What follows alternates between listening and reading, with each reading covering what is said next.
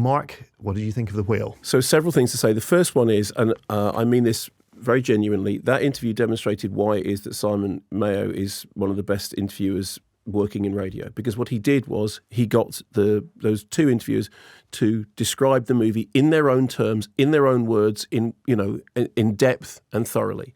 I also think that he enabled them, and I'm not intentional. Well, I think he enabled them to be hoist by their own petard. I think small movie with a big heart. Sorry, pass me that encyclopedia that I may smack it in my face. The gift of cinema, getting lost in the green eyes of the co-stars. I think we need to begin by saying that Hong Chow is terrific as the nurse. Samantha Morton in a short but always remarkable role as the ex-wife is.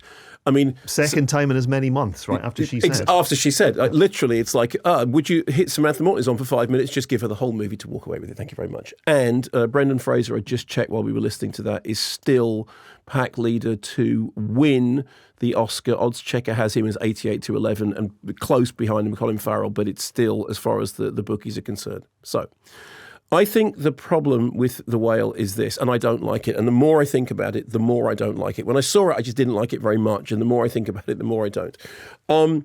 I think on the one hand, the whole issue of the fat suit stuff is problematic, but I don't think that's the central problem with the film. I think that they discussed very, openly there the issues of what that's involved. I think everyone will make up their own mind about how they feel about that. I mean, at one point, there was a story that George Clooney was trying to make a version of The Whale using an actor of appropriate size, and it practically didn't work out. I think the bigger problems are these. Firstly, I think it is a stagey adaptation of a stagey stage play that even on stage would have looked really stagey. I also think that it's not that it's a bad adaptation of a play, it's an adaptation of a bad play. I don't think it's well written. I think that the whole central conceit about the essay about Moby Dick, that he wants to be read because it's got this faux naive thing about a voice saying, reading Moby Dick made me sad because I realised that the author didn't want to talk about it, it made me sad. It's kind of Dead Poet Society. It's kind of just chocolate box hallmark greeting analysis of literature. I think that the way in which, Aronofsky himself said, our challenge was to make the room cinematic. Well, they tried. It still ended up looking like a stage with doors opening, people walking in.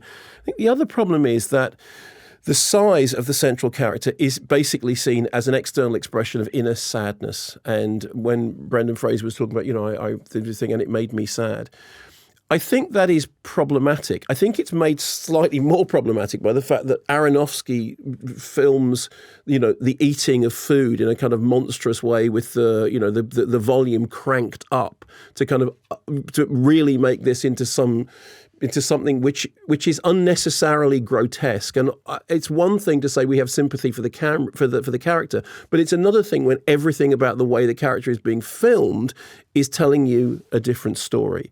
So I think in the end, it is a bad stage play put on screen adequately with a couple of great performances, a central performance that I don't get at all as being the Oscar frontrunner. I just don't get that. I mean, I'm sorry, Colin Farrell in The Banshees of Inisherin is in a different ballpark. I think there are problems with it that one could have a political argument about, and I'm sure that argument will happen. But I think the main problem with it is it's just a bit naff. It's just a bit, in the end, we're all, aren't we? Because it is, as its director says, it's a small movie with a big heart. Over to you. Do you think Aronofsky is being sincere when he says it's a small movie with a big heart, or do you think he's being on message? Because I don't believe for a second Darren Aronofsky, the director of Requiem for a Dream, has sat down to make a small movie with a big heart. I think he's saying that because it probably plays well. And, we should note the Whale in the US, where apparently nobody goes to see interesting smaller films anymore. The Whale has bucked the trend. Yeah. People are turning out for The Whale in numbers. Here's the thing. So it's very. I understand why he's presenting it as such. It's a good point, but I don't know which is worse. I don't know whether saying it because you mean it or saying it because you think it'll play well. I think they're both like, that's fine. I don't believe for a second he thinks that's what the film is. I thought your use of the word grotesque is really interesting. I don't think it's grotesque. I think it's this really pungent Old Testament allegory in the Aronofsky tradition. This is what this director does. Noah, obviously, but then, certainly, can I make my rock and roll joke? Aronofsky has now made Noah and the whale. Thank you very much. Nice. But he does this. He goes back into the Bible and pulls out inspiration like no other contemporary filmmaker working certainly in America does. Mother was this Garden of Eden expulsion, destruction allegory. The Wrestler had all the Christ stuff in it.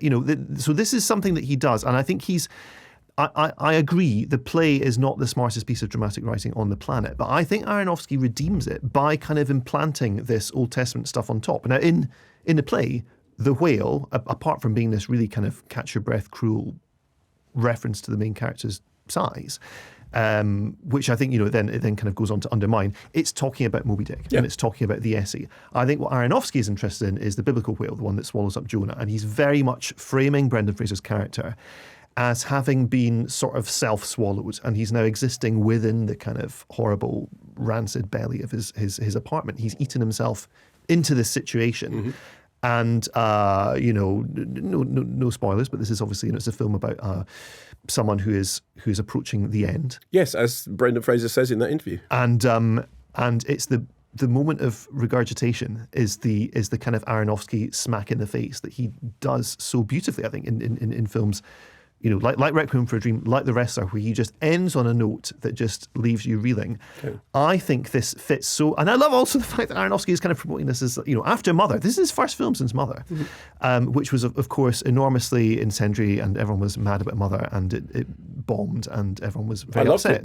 We really enjoyed it. But then this is clearly his attempt to kind of come back with something that's a crowd pleaser, and even Aronofsky in crowd pleasing mode can still be phenomenally divisive. But I think the smartness and the kind of hauling of this play into his kind of fire and brimstone worldview is what makes this so exciting. I think Brendan Fraser is brilliant in this film, and I think what's really interesting, because funnily enough, I interviewed him for the Telegraph as well while he was doing the rounds, and he spoke about this performance purely or primarily in terms of the physical nature of it. So he was almost talking about it like he would speak about George of the Jungle. He is he's a really interesting actor because he studied mime and clowning and all this kind of silent comedy, physical comedy. And I think this is a role that he sees in those terms. It's primarily physical. It's about how does this character move around his world? How does he connect to this piece of furniture or this task?